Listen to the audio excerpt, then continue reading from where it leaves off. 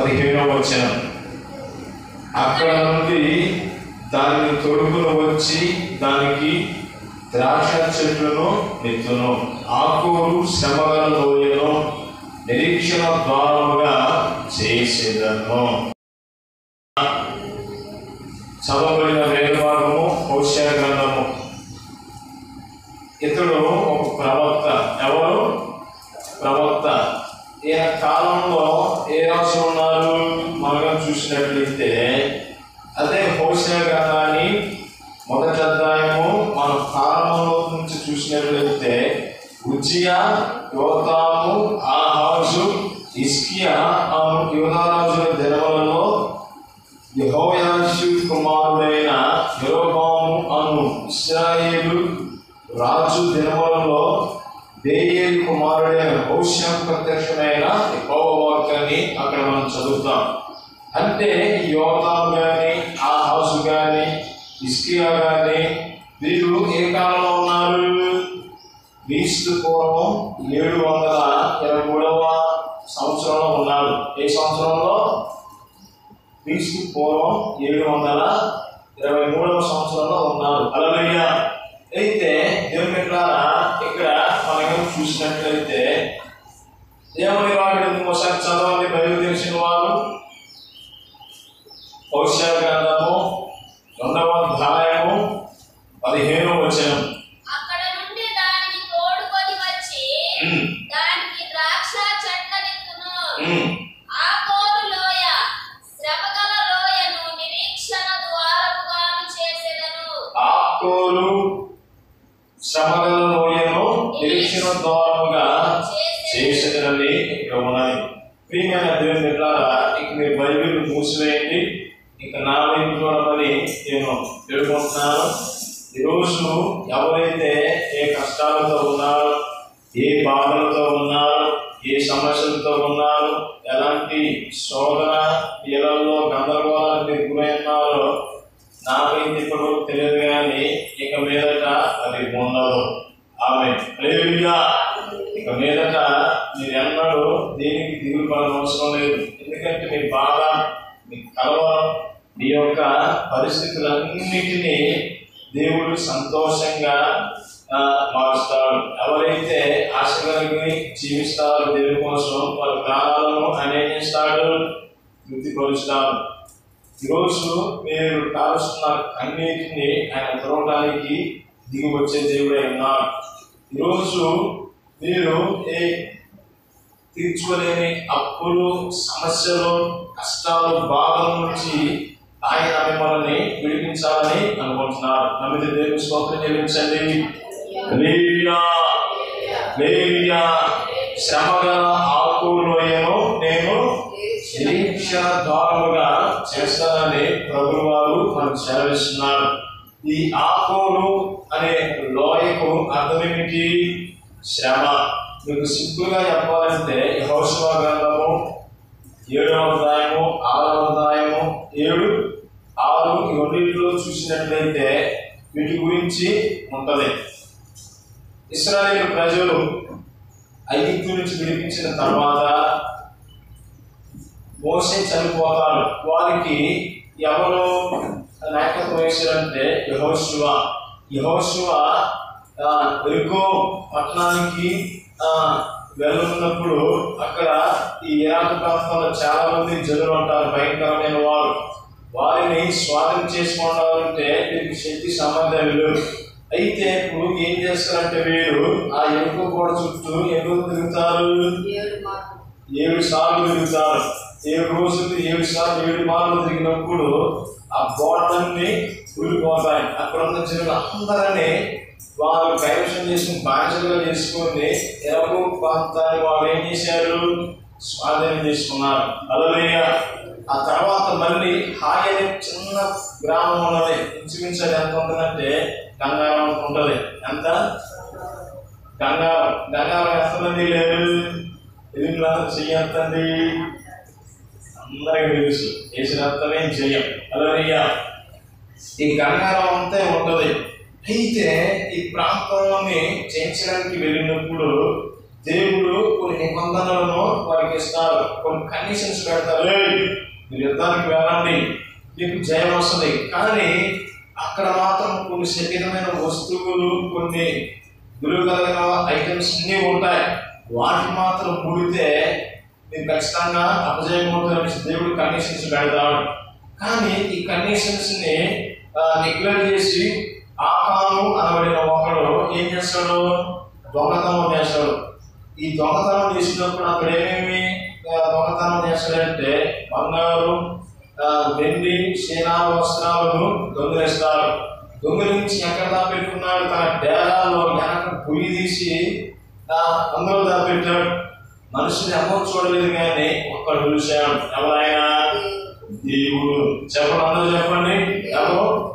దేవుడు చూశాడు. ఈ రోజు నువ్వు చేసిన ప్రతి పాపాన్ని, నువ్వు మాట్లాడే ప్రతి అబద్ధాన్ని, నువ్వు చూసే ప్రతి సీరియల్ని, నువ్వు చేసే ఉదయం ఆలోచించే చెడు కార్యాలు, పాప కార్యాలు అన్నీ ఎవరు చూస్తారు? దేవుడు చూస్తాడు. హల్లెలూయా. దేవుడు చూస్తాడు. ఆయనకి ఎవరి పేరు? చూచుచున్న దేవుడని ఆయన పేరు ఉన్నది. అయితే దేని పెట్టారా? ఈ ఆకాను అందరికీ కళ్ళు కప్పాడు, కానీ దేవుని కళ్ళు మాత్రం తప్పలేకపోయాడు. అతను బట్టి ఏమొచ్చింది? అతని మీదకి శాపం వచ్చింది. అతను బట్టి అతని కుటుంబం మీదకి ఏమొచ్చింది? భయంకరమైన కీడు అనేది వచ్చింది. అతడు ఎవరితో ఉన్నాడు? ఇశ్రాయేలు రాజులతో ఉన్నాడు. అతను బట్టి 30 మంది వీరులు మొదట్లోనే బాణం తీసి చచ్చిపోతారు. రెండవసారి 3500 మంది హతమైపోతారు. ఇంకొన్ని వేల మంది అక్కడి నుంచి పారిపోతుంటే వారిని వెంటబడి వారిని కూడా చంపేసినట్టు మనం యెహోషువ గ్రంథంలో మనం చూస్తాం. ఇంకా మనం చూసినట్లే దేవుడి తర్వాత దేవుడి యొక్క సమక్షంలో వీళ్ళందరూ పెద్ద రచ్చబండ వేస్తారు. ఈ రచ్చబండ వేసినప్పుడు ఎందుకు ఇలా జరిగింది? దేవుడు విజయాన్ని ఇస్తానని చెప్తే మరి మనకి ఇది అపజయం కలిగి అందరూ వేసినప్పుడు వాళ్ళందరూ ఉపవాసం ప్రార్థన చేస్తే దీనికి జరగడం కారకులు ఎవరు, ఏమైందనేసి చీట్లు వేస్తారు. చీట్లు వేసినప్పుడు ఏం జరిగింది? ఆకాను పేరు బయటకు వచ్చింది. ఏం పేరు వచ్చింది? ఆకాను పేరు వచ్చింది. ఎందుకంటే చేసిన దుర్మార్గుడు నీచుడని అన్నప్పుడు అసలు దేవుని సన్నిధిలో ఆజ్ఞను మీరా ఏమి తీసుకోమనేసి అడిగినప్పుడు ఇదిగో వెండి, బంగారం, విలువ కలిగిన శిలావస్త్రాలు మీద దొంగిలించిందని అప్పుడు చెప్పాడు. అతను చేసిన తప్పుకి, అతను చేసిన పాపానికి, అతను చేసిన అపరాధానికి అతని పుట్టినట్లు అందరినీ ఊరు బయటికి తీసుకుని వెళ్తారు కొట్టుకుంటూ. అప్పుడు ఒక లోయ ఉంటుంది. ఆ లోయలోని కుమారుని విశ్లేషి వారి మీద రాత కొట్టి చంపి అగ్నితో కాల్చి వారి మీద ఏం చేస్తారు? పెద్ద రాళ్ళను కుప్పలుగా వేస్తారు. చూడండి ఎంత ఘోరమైన శిక్ష వచ్చిందో. అందుకే దేవుడు ఏదైతే చేయమంటాడో దాన్ని మనము చేయకూడదు. ఆజ్ఞాతిక్రమమే పాపం. పాపం వల్ల వచ్చే జీతం ఏంటి? మరణం. ఈరోజు అలాంటి మరణాన్ని మనం అందరము పొందుకోవడానికి రెడీగా ఉన్నాం. కానీ దేవుడు మనల్ని క్షమిస్తున్నాడు, గద్దిస్తున్నాడు. ఎందుకని? మనం సరి చేసుకుంటే ఆయనతో మనం కనెక్ట్ అయి ఉంటాం. మనకి దేవునికి అడ్డుగా ఏముంటాయి? మన పాపాలు ఉంటాయి. అర్థమవుతుందా?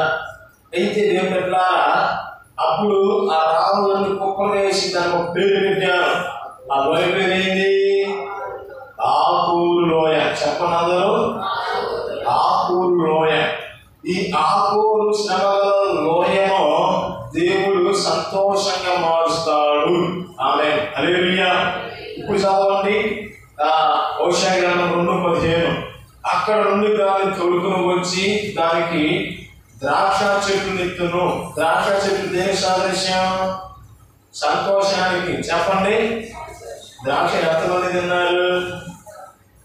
ఎన్నోళ్ళ మీరు తినలేదు, చేయంతకు లేదు. హల్లెలూయా. అప్పుడప్పుడు మనకు సంకటి ఉన్నప్పుడు డైలీ 1 కిలో తింటాను నేను.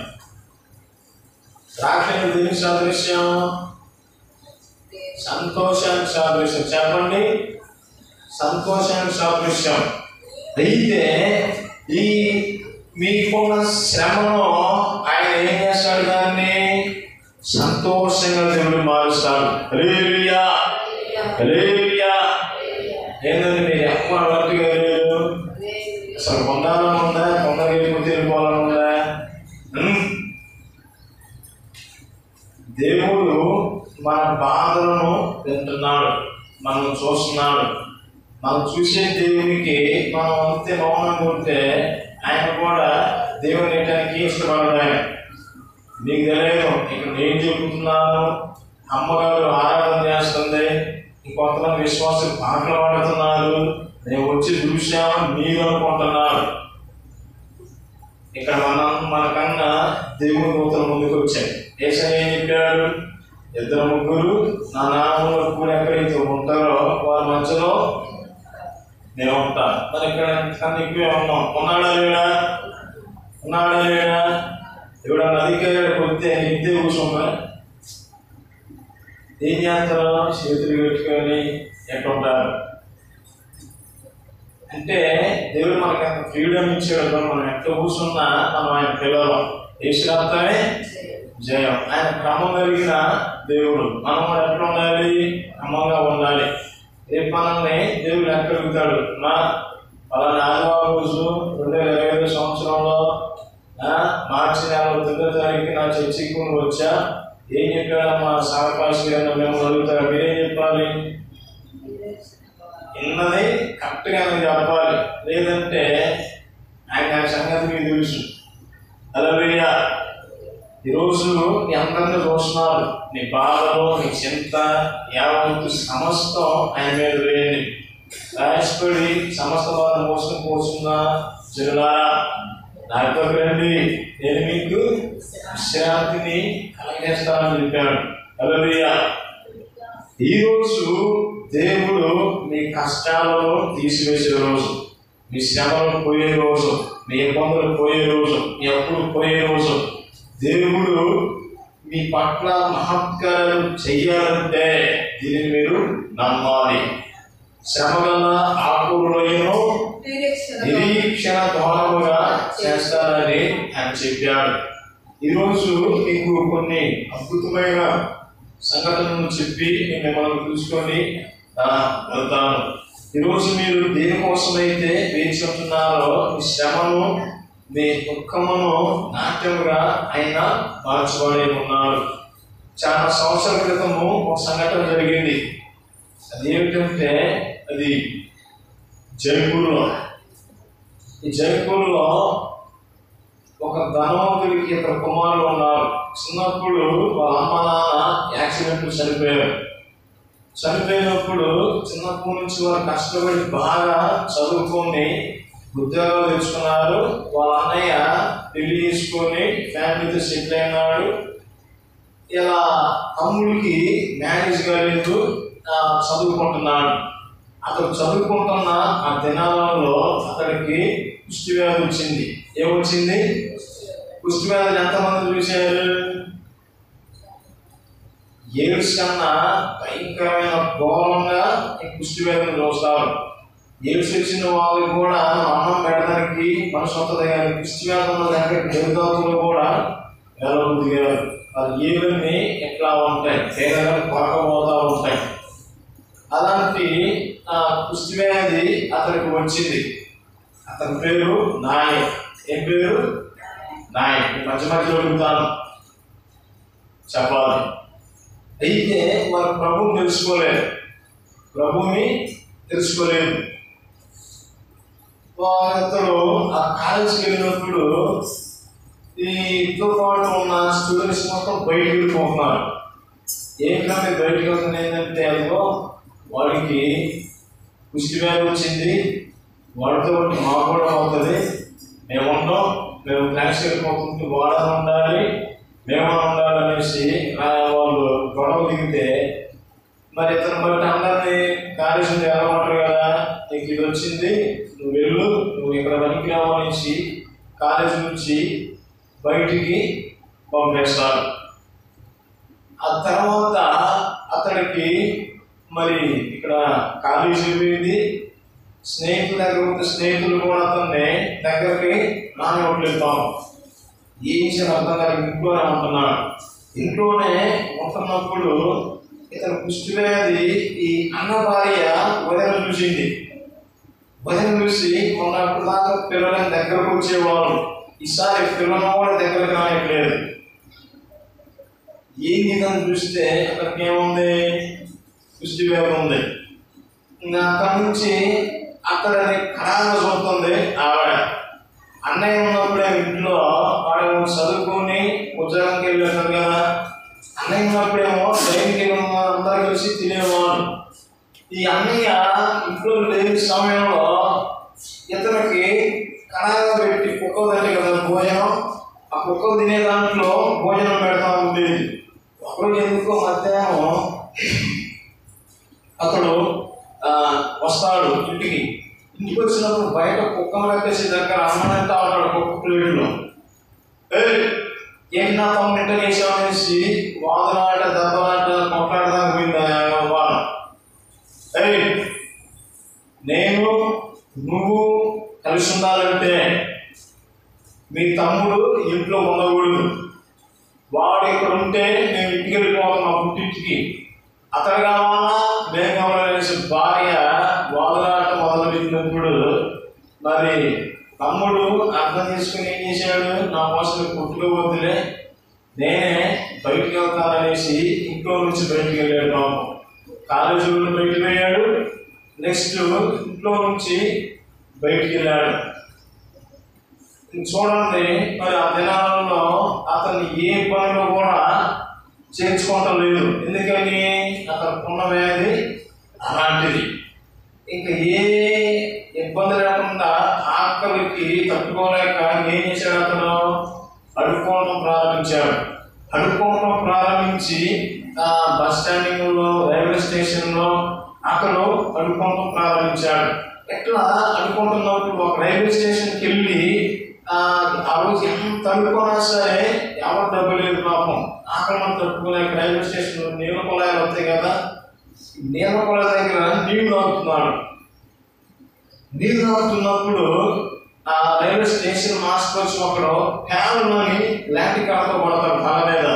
అయ్యో ఎందుకని కొడుతున్నారంటే కుష్టి వ్యాధి కదవా, నువ్వు ఇక్కడ ఉండకూడదు, ఎందుకు మేము ఇక్కడ తాగుతునేసి ఆ రైల్వే స్టేషన్ నుంచి కూడా అతను ఏం చేశాడు, బయటికి నెట్టేశాడు. ఇంకా హాస్పిటల్కి తిరిగినప్పుడు ఎవరు కూడా అతన్ని పట్టించుకోవట్లేదు. మీ పెద్దవాళ్ళని వస్తే మీకు వైద్యం చేద్దామనేసి ఉన్నప్పుడు ఇంట్లో నుంచి తగిలేశారు, కాలేజీలో తగిలేశారు, ఇప్పుడు ఎక్కువ నుంచి కూడా తగిలేశారు. ఏ దిక్కు లేక అతను అడుక్కుంటా అలా తిరుగుతున్నా ఏడుచుకుంటూ తిరుగుతున్న సమయంలో ఒక చిన్న పిల్లోడు కరపత్రాలు ఇస్తున్నాడు. అబ్బాయి పేరుకి లక్కీ. లక్కీ లాంటి ఒక పిల్లోడు సైకిల్ మీద కరపత్రాలు ఇస్తున్నారు. ప్రభు నమ్ముకుని దేవుడు స్వస్థత చేశారని. ఆ కరపత్రంలో ఇతడు కూడా తీసుకున్నాడు. తీసుకుని చదివితే అక్కడ యేసు ప్రభువు వారు 10 మంది కుష్ఠరోగులను స్వస్థపరిచాడు అన్న సంగతున్న ఆ కరపత్రంలో ఉన్నది. అయితే ఇదేదో ఈ హాస్పిటల్ ఎక్కడ ఉందనేసి యేసయ్య అంటే ఎవరు ఆయన ఎప్పుడు చూడలేదు దానికోసం ఆ ఊరంతా తిరుగుతున్నాడంట. వీళ్ళు హిందువులు, అసలు దేవుడు అంటేనే తెలియదు. అసలు యేసు ప్రభువుకి ఎవరు ఏదని కూడా అసలు రోగంతో తెలియదు. నాకు ఈ కుష్టి వ్యాధి పోగొట్టుకోవాలి, 10 మందిని బాగా చేశాడంట, నేను కూడా వెళ్ళి బాగా చేయించుకుంటాను ఎక్కడ అనేసి ఎవరిని అడిగినా చెప్పట్లేదు. ఆ ఊరు అంతా తిరిగి పక్క ఊరు ఆ గ్రామాలంతా తిరుగుతున్నప్పుడు యేసయ్య ఎక్కడ ఉంటాడు అనేసి ఒకసారి ఒక బోర్డు మీద రాత్రి 10:30, 11 ఆ ప్రాంతంలో వెళ్తున్నప్పుడు యేసయ్య ఎక్కడ ఉంటాడు, యేసయ్య డాక్టర్ మరి ఎక్కడ నన్ను స్వస్థపరిచి తిరుగుతున్నప్పుడు యేసయ్య అతను చూశాడు. ఆయన అట్లా వెళ్తున్నప్పుడు ఆ చీకట్లో ఒక వెలుగు అనేది అతని మీదకు వచ్చి చెప్పకే అతడుకున్న రోగాన్ని కుష్టి మొత్తాన్ని పోయిందంట. తనకు తానే మైమరచిపోయి చూసుకుంటే అతను కుష్టి వ్యాధి మొత్తం పోయింది. ఆ తర్వాత అతను ఎక్కడికి వెళ్ళాడు? మంచి అందంగా రెడీ ఇంటికి వెళ్ళాడు.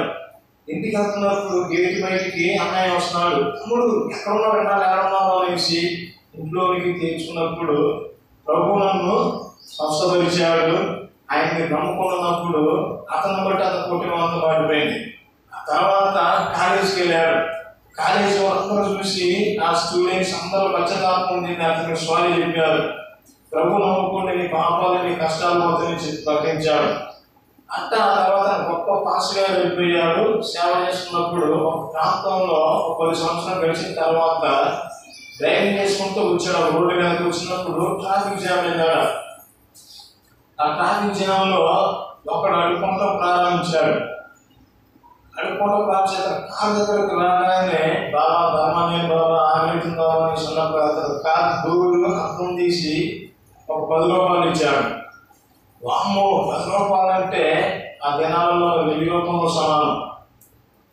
ఇచ్చిన తర్వాత దేవుడు అవసరం ఆదుకున్నావు, వందనాలయ్యా, కడుపు నింపుకుంటాను వెళ్తున్నాం. హలో ఎక్స్క్యూజ్ మీ అంటే ఏది బాబా అంటే నేను ఇది తెలుసా అంటే నేను ఎప్పుడు చూడలేదు అనేసి ఈ కుస్తీ గారు అన్నాడు. కానీ నాకు తెలుసు 10 సంవత్సరాల క్రితం నేను మీ రైల్వే స్టేషన్ అడుక్కుంటుంటే నీళ్ళు తాగుతున్నాను, నీళ్ళు తాగుతుంటే అక్కమాల్సిన పేదలు మీకా వారిని నేనేసి అని చెప్పాడు. వామ్మో దేవా నాకు క్షమించాయా దేవుడా, నేను అరుగట్ట చేసిన తెల్లవారు నుంచే నా ఉద్యోగం పోయింది, నా బాధకులు వదిలేశారు, నా కూడా కుష్టి వ్యాధి వచ్చింది అనేసి వాడు చెప్పాడు. చూడండి దేవుని బిడ్డలారా, మనం ఒకరికి కీడు కల్పిస్తే ఆ కీడు మన మీదకే వస్తుంది. సరే ఈ పాపాలంతా పోవాలంటే యేసే నమ్ముకో, దేవుని స్వస్థపరచుడు అనేసి అతను కూడా వాక్యం నింపేసి వెళ్ళిపోతాడు ఆయన. చూడండి దేవుని బిడ్డలారా, అతడుకున్న సమస్త బలహీనతలన్నీ అవగాహనయ్యాయి, యేసయ్య ద్వారానే పోయాయి. ఈరోజు మన జీవితాలు దొంగల పురుగు లాంటి జీవితాలను దేవుడు ఏం చేస్తాడు? సీతాకోకచులుగా చేస్తాడు. మీరు ఎప్పుడైనా దొంగల పురుగులు చూసారా? మీరు కట్టెలోకి వెళ్ళినప్పుడు కానీ చూస్తే దొంగల పురుగులు ఉంటాయి కట్టెలతో. దాన్ని చూసినప్పుడు చిన్నారం ఉంటుంది, కానీ అది ఇచ్చుకొని పగిలిపోయి అదేమవుద్ది? సీతాకోకచులుకగా మారిపోయింది. ఈరోజు యేసయ్యందు మీరు నిరీక్షణతో ఎదురు చూసినట్లయితే మీ జీవితాలలో దొంగల పురుగు లాంటి జీవితాలు బటర్ఫ్లైగా అవుతాయి, సీతాకోకచులుకలుగా మారిపోతాయి. ఎంతమంది చూసారు సీతాకోకచులుకల్ని? అవి ఎక్కడ మాత్రమే తెలుసా? ముందు దొంగల పురుగులు మారిపోతేనే బటర్ఫ్లైగా అవుతాయి. ఈరోజు తాగుబానిసత్వం వల్ల కుటుంబం నాశనం అవుతుందేమో, అప్పుల సమస్యల వలన కుటుంబం నాశనం అవుతుందేమో, రోగాలు సమస్యల ద్వారా కుటుంబాలు నాశనం అవుతుందేమో. ఈరోజు వాటి నుండి మీరు విడుదల పొందాలంటే యేసయ్య వైపు మీరు చూడండి. మీ జీవితాలను ఆయన ఏం చేస్తాడు? సంతోషంగా మారుస్తాడు. శ్రమ కలిగిన ఆకూరు లోయను నేను నిరీక్షణ ద్వారముగా చేస్తాననేసి ఆయన చెప్పి ఉన్నాడు. హల్లెలూయా, హల్లెలూయా. ఇంకో సాక్ష్యాన్ని కూడా నేను చెప్తాను. నేను 2018లో అలానే 2015లో నేను తమిళనాడు వెళ్ళాను. 2015లో నేను మొట్టమొదటిసారి కన్యాకుమారి వెళ్ళాను. అక్కడ ఒక బీచ్ ఉంటుంది, హిందూ మహాసముద్రం, భారతదేశానికి చిట్ట చివర ఉండేది అదే. అక్కడ నుంచే సూర్యోదయం అవుతా ఉంటుంది. మీరు కన్యాకుమారి బీచ్ అని మీరు ఇంగ్లీష్లో యూట్యూబ్లో టైప్ చేస్తే ఆ వీడియోస్ అన్నీ మీకు వస్తాయి. సన్ రైజ్ అనేసి కొట్టండి, ఉదయకాలము ఆ సముద్రం నుంచి సూర్యుడు పైకి వస్తూ ఉంటాడు. దాన్ని చూడటానికి అన్ని దేశాల నుంచి అక్కడికి వస్తూ ఉంటారు. ఆ దినాలలో నేను అక్కడికి వెళ్ళినప్పుడు అక్కడ ఒక ఆమె కరపత్రాలు మోస్తుంది. ఆమెకి చదువు రాదు, పైనేమో ఇంగ్లీషు, దాని కిందేమో తమిళ్, దాని కింద తెలుగు, దాని కింద హిందీ ఇట్లా ఉన్నాయి. అయితే ఆ సాక్ష్యంలో ఏమున్నదంటే ఈవిడ ఒకసారి ఆమెకి ఒక అనారోగ్యం వచ్చింది. ఆవిడ ఒకసారి కుష్టి వ్యాధి వచ్చింది. ఈ కుష్టి వ్యాధి వచ్చినప్పుడు ఆవిడ భర్త హాస్పిటల్లో జాయిన్ చేశాడు. హాస్పిటల్ కూడా ఆవిడకి నయం కాలేదు. రోగం ఎక్కడ తిట్టినా సరే నయం కాకపోయేసరికి ఆవిడని తన భర్త వదిలేసి వెళ్ళిపోయాడు. హాస్పిటల్లో కూడా ఏం చేస్తారు, నేను భరించలేమమ్మా వెళ్ళిపో అనేసి అన్నారు. ఆ తర్వాత ఇంకేం జరిగిందంటే కొన్ని సంవత్సరాల తర్వాత ఆవిడ అడుక్కోవడం ప్రారంభించింది. ఆ ప్రాంతంలో ఒక ఆన్లైన్ ప్రాంతం జరుగుతున్నాయి. ఆన్లైన్ ప్రాంతంలో మరి చర్చిలో కార్యాలయ కుష్టి వ్యాధులు ఉన్నాయి. గుడి పేట మెట్ల మీద ఉంది అంటుంది, యేసయ్యా నిన్ను స్వస్థపరుస్తాడు, ఆయన విశ్వాసం నుంచి నీకు స్వస్థత కలుగుతుంది అనేసి ఆయన బోధ చేస్తున్నాడు. ఆ బోధ చేస్తున్నప్పుడు యేసయ్యా నన్ను స్వస్థపరిస్తే బాగుంది అనేసి ఆవిడ మనసులో ప్రార్థించుకొని యేసయ్య వైపే నిరీక్షణతో ఎదురు వస్తుంది. ఒకసారి ఆ పాస్టర్ గారు ప్రేరేపి బయటకు అయ్యా నేను వేళతో బాధపడుతున్నాను, నా కోసం ప్రార్థన అయినప్పుడు ఆ సేవకుడు ఆవిడ మీద చేయించి ప్రార్థన చేస్తే దెబ్బకే ఆవిడ కుష్టి వ్యాధితో పోయింది. హల్లెలూయా. దేవుడు యేసయ్యను స్వస్థపరిచాడు అన్న దానిని కరపత్రాలలో ఎక్కించుకొని ఆవిడ కరపత్రాలు మోస్తూ ఉన్నది.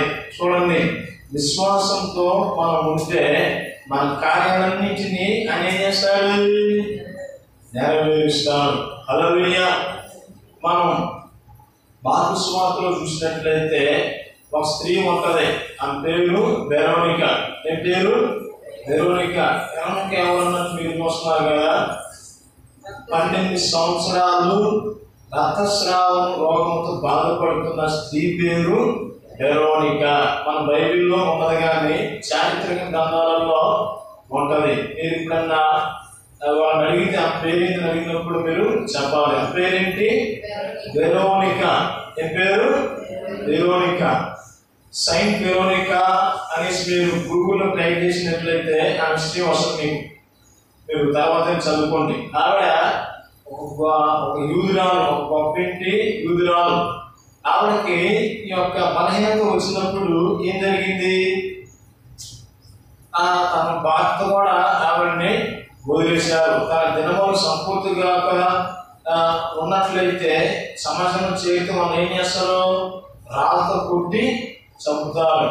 ఇంకా ఆవిడని ఏం చేసిందంటే ఎన్నో వైద్యుల చుట్టూ తిరిగింది, కానీ ఆవిడ వైద్యం మాత్రం నయం కాలేదు. భర్త వదిలేశారు. కుటుంబం చూసి చిన్న భిన్నంగా అయిపోతుంది. ఇంకా దేన స్థితిలో ఆవిడ ఉన్నప్పుడు ఆ ప్రాంతంలో యేసయ్య పరిచయం చేయడానికి వచ్చాడు. హల్లెలూయా. హల్లెలూయా. ఆయన పరిచయం చేయడానికి వచ్చినప్పుడు యేసుప్రభు చుట్టూ దరిదాపు 600 నుంచి సుమారు 1000 మంది దాకా ఉన్నారు. ఆవిడ గుంపులో వచ్చేసి ఏం చేసింది, ఏకమారలా ఆయన వస్త్రాలు మాత్రమే ముట్టింది. ఆయన ముట్టుకోవాల, విశ్వాసంతో ఆయన వస్త్రాలు మాత్రం టచ్ చేసింది. దెబ్బకే ఆవిడ స్వస్థత వచ్చేసింది. హల్లెలూయా. హల్లెలూయా. దెబ్బకే యేసయ్య ప్రభావం నుంచి పోయింది. ఎవరు ఇది చేసిందని ఇదేంటి నాయన, ఇన్ని 100 మంది జనాలలో నేను తగులుకుంటూ రాసులు చూసుకుని తిరుగుతుంటే ఎవరు నేను పట్టుకున్నావు అంటున్నావు, ఏందనేసి పేరు లేదు. ఒక ఆవిడ నన్ను ముట్టుకుంది, ప్రభావం వెళ్ళి నాలోనికి వెళ్ళింది. ఈరోజు చూడండి, ప్రభావము నాలోనికి బయలు వెళ్ళింది. ఈరోజు యేసయ్య వైపు నువ్వు కానీ కళ్ళెత్తి చూసినట్లయితే ఆయన ప్రభావం నీలోనికి వస్తుంది. హల్లెలూయా. అర్థమైందా? నేను అనారోగ్యంతో ఉన్నప్పుడు ఆయనతో ప్రార్థన చేయించుకున్నా. ఆయన ప్రభావము ఆయనలోనికి ఉన్నది, ఆయనలోని శక్తి నా మీదకి వచ్చి ఉన్నది. దేవుని స్తోత్రం. హల్లెలూయా. చూడండి, మెడిసిన్ కూడా నేను నేర్చుకోవాలి. ఈరోజు హాయిగా దేవునికి వాక్యం చెప్తున్నాను. నన్ను స్వస్థపరిచిన దేవుడు మిమ్మల్ని కూడా ఏం చేస్తాడు, స్వస్థపరుస్తాడు. అయితే ఏకమాలను వచ్చి ఆవిడ ఏం చేసింది, ఆయన వస్త్రాన్ని ముట్టగాల్సి వస్తుంది. ఆ శాస్త్రంగా పోయి కాలు ముక్కుని ఏడుస్తున్నప్పుడు అమ్మాలే సమాధానం వెళ్ళు అనేసి చెప్పాడు. ఆయన ప్రభావంలో కూర్చుని ఏమొస్తుంది, మనకి స్వస్థత వస్తుంది, సమాధానం అనేది వస్తుంది. నా దినాలలో మరి ఆవిడ చేసిన గొప్ప పని ఏందో తెలుసా? ఈరోజు ఏసై ఫోటోలు ఎంతమంది చూసారు? చేయొద్దండి. ఏసై ఫోటో చూడలేదు ఎవరు? అందరూ చూశారు. ఇది అసలు ఎక్కడ బయటకు వచ్చిందో తెలుసా? యేసు ప్రభు వారు శిలువను వేదనేసుకొని ఆయన వెళుతూ ఉంటాడు. బయాడోరస్ అనే ప్రదేశంలో ఆయన కింద పడ్డప్పుడు యేసు ప్రభుకి దాదాపు 28 ముళ్ళు దిగుతాయి తలలో. ఆ ముళ్ళు బాగా భరించలేక తల నుంచి రక్తం దారై వెళ్తూ ఉంటుంది. కరణ స్నానం చేసేటప్పుడు రక్తం కనుక మనకి నీళ్ళుగా కాతే కదా, ఆ టైంలో రక్తం కాకున్నప్పుడు అతనికి నీళ్ళు ఇవ్వడానికి వచ్చినప్పుడు ఏం జరిగిందంటే, ఈ స్త్రీ ఒక క్లాప్ తీసుకుని వచ్చి నా మొక్కను అద్దింది.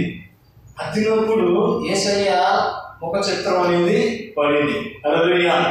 దాన్ని బట్టి యేసయ్య ఈ విధంగా ఉంటుందనేసి డిక్లేర్ చేసి ఇంకా అది చెదిరిపోకుండా ఉండటానికి ఏం చేశారంటే దానిని భద్రపరిచి దరిదాపు కొన్ని వందల సంవత్సరాల తర్వాత అది పోయి కూడా 1800 సంవత్సరంలో అది యెరూషలేము ప్రాంతంలో దొరికింది. దాన్ని తీసుకొని ఏం చేశారు శాస్త్రవేత్తలు, గొప్ప గొప్ప వారు, యేసయ్య ఈ రూపం ఉంటారని విగ్రహాలు చేయటం, ఆర్ట్స్ చేయటం ఉన్నది. నేటిగా అది లండన్ బ్రిటిష్ మ్యూజియంలో అది ఉన్నది. హల్లెలూయా.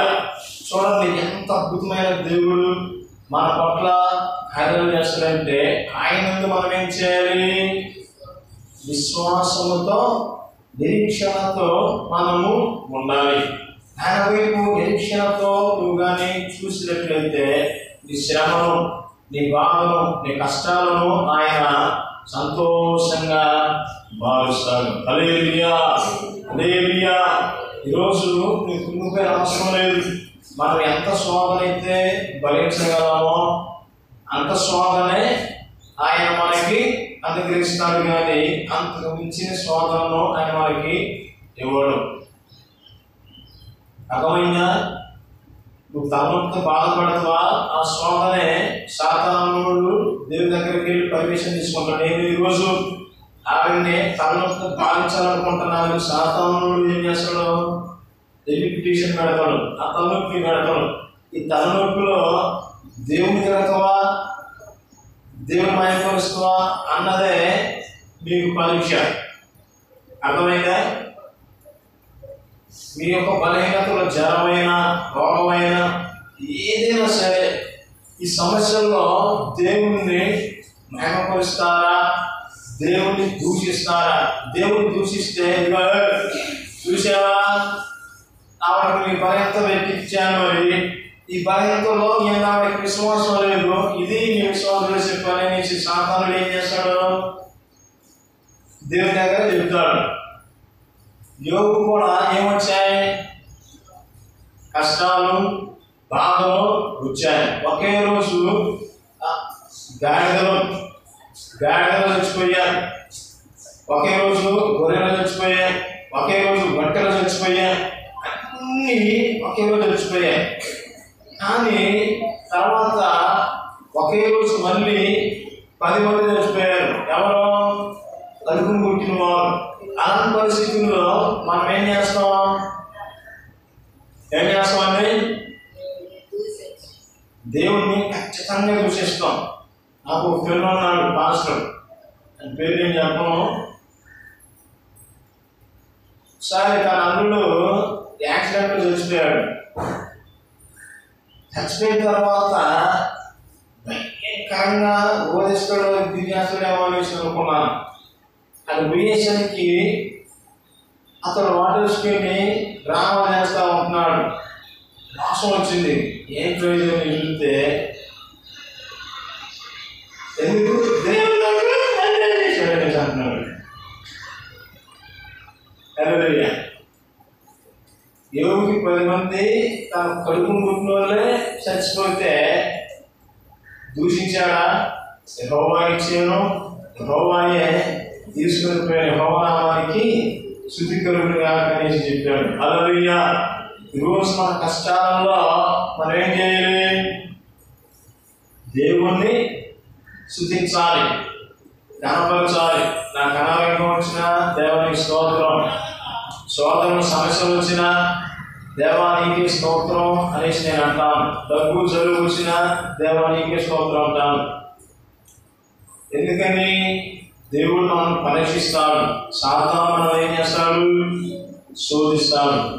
మనము దేవుడి వైపు ఎందుకు చూడాలి? ఆయన విశ్వాసానికి కర్త ఉన్నాడు. ఎఫెసీయుల పత్రిక 12వ అధ్యాయం మొదటి చదవండి, ఊహించుకున్నాం.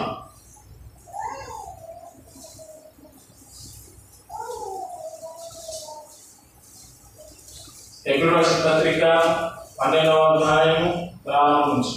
ఇంత గొప్ప సాక్షి సమూహము మేఘము వలె మనలను ఆవరించి ఉన్నందున మనకు కూడా ప్రతి భారమును సులువుగా చుట్టులబెట్టు పాపమును విడిచిపెట్టి విశ్వాసమునకు కర్తయు దానిని కొనసాగించువాడునైన యేసు వైపు చూచుచు మన ఎదుట ఉంచబడిన పన్నెములో ఓపికతో పరిగెత్తుదము. చాలు చాలు. హల్లెలూయా. ఇక్కడ మనం చూసినట్లయితే విశ్వాసం కర్త ఎవరు? చెప్పండి. యేసుక్రీస్తు ప్రభువు. హల్లెలూయా. ఆయనకు నువ్వు విశ్వాసంతో ముందుకు వెళ్ళినట్లయితే ఎన్నో శోధనలు, ఎన్నో ఆటంకాలు, ఎన్నో శ్రమలు వస్తాయి. ఈ శ్రమల నుంచి ఆయన మనం ఏం చేస్తాడు? కాపాడుతాడు. ఒక మేఘం వల్లే విశ్వాసం వీరులందరూ పరలోకంలో ఉంటారు. వారిలో కూడా మనము చేర్చబడాలి. ఆ చేర్చబడాలంటే మనం ఏం చేయాలి? మనకున్న పరిస్థితుల్లో దేవుని వైపు మాత్రమే మనం చూడాలి. కానీ లోకం వైపు చూస్తే మనం ఏమైపోతాం? మునిగిపోతాం, కూలిపోతాం, నాశనం అయిపోతాం. హల్లెలూయా. కావున ఈరోజు మీకున్న ప్రతి విధమైన శోధనలు, చిక్కులు, ఎలాంటి పరిస్థితులు ఉన్నా సరే ఈరోజు ఆయన విశ్వాసంతో నిరీక్షణ కలవాలి. ఆయన వైపు మీరు చూడండి. మీ యంత్రాంగంలో దేవుడు మీకు జయాన్నిస్తాడు. హల్లెలూయా. అలాంటి కృప దేవుడు మీకు, మీ కుటుంబాలకు అనుగ్రహించును గాక. ఆమేన్.